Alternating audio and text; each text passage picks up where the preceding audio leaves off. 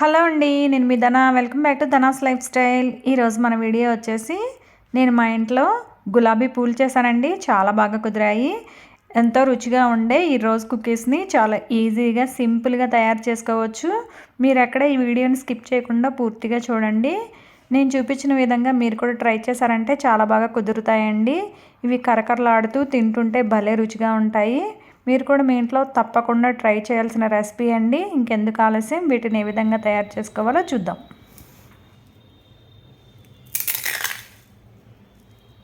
ఈ రోజ్ కుకీస్ని తయారు చేయడానికి స్టవ్ వెలిగించి గిన్నె పెట్టి అందులో సన్నగా తురిమిన 1 కప్పు బెల్లాన్ని వేసుకోవాలి. ఇందులోనే 1/2 కప్పు నీళ్లను కూడా వేసుకొని బెల్లాన్ని చక్కగా కరిగించుకోవాలి. స్వీట్ ఎక్కువ తినేవాళ్ళైతే ఇంకొక 1/2 కప్పు బెల్లాన్ని కూడా వేసుకోవచ్చు. నేను ఇక్కడ హెల్తీగా చేద్దామని బెల్లంతో చేస్తున్నానండి. మీరు కావాలనుకుంటే పంచదారను కూడా వేసి చేసుకోవచ్చు. బెల్లాన్ని ఇలా కరగబెట్టుకొని ఈ నీళ్ళని పూర్తిగా ఆరబెట్టుకోవాలి. ఇప్పుడు ఒక గిన్నెను తీసుకొని అందులో 1 కప్పు మైదా పిండిని వేసుకోవాలి. అలాగే మనం ఏ కప్పుతో అయితే మైదా పిండి తీసుకున్నామో అదే కప్పుతో 1 కప్పు బియ్య పిండిని తీసుకోవాలి. ఈ బియ్య పిండి వచ్చేసి పొడి బియ్య పిండేనండి, మిల్లాడించిన పిండి. బియ్యపిండి మెత్తగా ఉంటే చాలా బాగా కుదురుతాయి. అలాగే నేను ఇక్కడ 1/2 కప్పు కార్న్ఫ్లవర్ను కూడా వేసుకున్నాను. మీ దగ్గర ఉంటే వేసుకోండి, లేకపోతే లేదు. ఈ కార్న్ఫ్లవర్ వేయడం వల్ల మనకి గులాబీ పూలు అనేవి గుత్తికి అంటుకోకుండా చాలా ఈజీగా వచ్చేస్తాయి. అలాగే ఇందులో చిటికెడు ఉప్పుని, కొద్దిగా యాలుక్కాయ పొడిని వేసుకొని ఇవన్నీ కలిసేలాగా బాగా కలుపుకోవాలి. ఇక్కడ మనకి పిండి అనేది చక్కగా కలిసిపోయింది కదా. ఇప్పుడు ఇందులో పూర్తిగా చల్లారిన బెల్లం నీళ్ళని వేసుకోవాలి. ఈ బెల్లం నీళ్ళని వేసుకొని కొద్దిగా నీళ్ళను కూడా పోసుకుంటూ పిండిని జారుగా కలుపుకోవాలి. మీరు పంచదారతో చేసుకోవాలనుకుంటే పంచదార పొడిని వేసుకొని ఈ పిండిలో బాగా కలుపుకొని నీళ్ళతో కలుపుకోవచ్చు. ఇక్కడ చూసారు కదా, కొద్దిగా నీళ్ళని వేసుకుంటూ పిండిని జారుగా కలుపుకోవాలి. పిండి మనకి బ్యాటర్ వచ్చేసి మరీ పలచగా ఉండకూడదు, అలాగని తిక్కుగాను ఉండకూడదు. ఇలా కొంచెం నీళ్ళని వేసుకుంటూ పిండిని ఈ విధంగా కలుపుకోవాలి. పిండి బ్యాటర్ అనేది ఇలా కలిపిన తర్వాత ఈ విధంగా చూసామంటే ఇలా తీగలుగా పడుతూ ఉంటే మనకి కరెక్ట్గా వచ్చినట్లు. అలాగే నేను ఇక్కడ గెరటితో కూడా చూపిస్తాను మీకు. ఇలా గెంటతో ఒకసారి పిండిని బాగా కలుపుకొని మనకి పిండి చూసారా ఈ విధంగా ఉండాలి. మనకి గెంటెకి అంటుకున్న తర్వాత ఇలా అన్నామంటే చక్కగా ఇలా స్ప్రెడ్ అయి ఉంటే మనకి ఇలా ఉంటే పిండి అనేది కరెక్ట్గా సరిపోతుంది.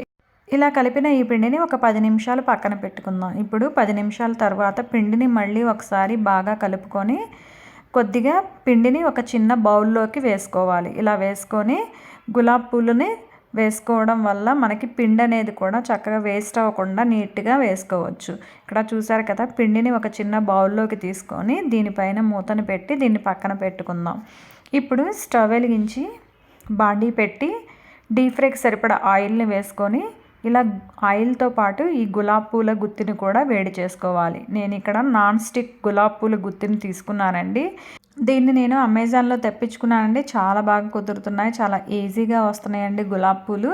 మీరు కూడా ఫస్ట్ టైం కొనేవాళ్ళు అయితే అమెజాన్లో చక్కగా ఇలా నాన్ స్టిక్లో కొనుక్కోండి, చాలా ఈజీగా ఉంటుంది. ఇక్కడ మనకి ఆయిల్ కూడా చక్కగా వేడైంది కదా. ఇప్పుడు మంటని మీడియంలో పెట్టుకొని ఇలా గులాబీ పూలు గుత్తిని తీసుకొని పిండిలో 1/2 వంతు ఉంచి ఇలా ఆయిల్లో ఒక 10 సెకండ్లు ఇలా ఉంచి తర్వాత కొంచెం ఇలా కదిలించామంటే మనకి గులాబీ పువ్వు అనేది చూసారు కదా ఎంత ఈజీగా దీని నుంచి గుత్తి నుంచి కిందకు వచ్చేసిందో. అలాగే ఇలానే మనకు కావాల్సిన గులాబీ పూలని చక్కగా ఈ విధంగా వేసుకోవచ్చండి. చూసారు కదా ఎంత ఈజీగా వస్తుందో. కాకపోతే మీరు పిండినిలో ముంచాలనుకున్నప్పుడల్లా గుత్తిని కాస్త వేడి చేశారంటే మనకి చక్కగా కుదురుతాయండి ఈ గులాబీ పూలు.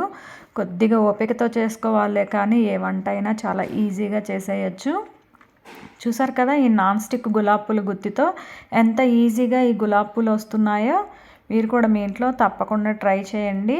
కానీ మీరు నాన్ స్టిక్ మాత్రం కొనుక్కోవడం మర్చిపోవద్దు. నాన్ స్టిక్ గులాబీ పూల గుత్తి అయితేనే మనకి చక్కగా వస్తాయి.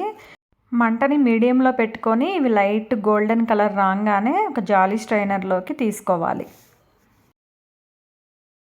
ఇవి ఆయిల్లో ఉన్నప్పుడు కాస్త మెత్తగా ఉంటాయండి. ఇవి తీసి వెంటనే ఒక ప్లేట్లోకి పెట్టుకోవాలి. అప్పుడే మనకి చక్కగా షేప్ అనేది వస్తుంది. ఇవి ఆరిపోయిన తర్వాత చాలా గట్టిగా అయిపోతాయి. చాలా ఈజీ అండి. కొంచెం శ్రమ అనుకోకుండా చేసుకుంటే మీకు గులాబీ పూలు అనేవి చాలా ఈజీగా వచ్చేస్తాయి. మధ్య మధ్యలో పిండిని గెరటితో బాగా కలుపుకుంటూ అలాగే గులాబీ గుత్తిని కూడా నూనెలో చక్కగా వేడి చేసుకుంటూ ముప్పావు వంతు ఈ గులాబీ గుత్తిని పిండిలో ముంచి చక్కగా ఈ చిన్న చిన్న టిప్స్ పాటిస్తూ మీరు చేసుకున్నారంటే గులాబీ పూలు చాలా బాగా కుదురుతాయండి.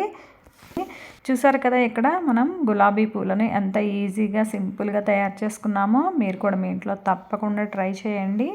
ఈ వీడియో మీకు నచ్చితే మీ ఫ్రెండ్స్కి రిలేటివ్స్కి షేర్ చేయండి. చూసారు కదా గులాబీ పూలు ఎంత చక్కగా వచ్చాయో. రేపు సంక్రాంతికి మీరు కూడా మీ ఇంట్లో తప్పకుండా ట్రై చేయండి. ఎక్కువ క్వాంటిటీ కాకపోయినా తక్కువ క్వాంటిటీతో అయినా ట్రై చేసి ఎలా వచ్చిందో నాకు కామెంట్ చేయండి.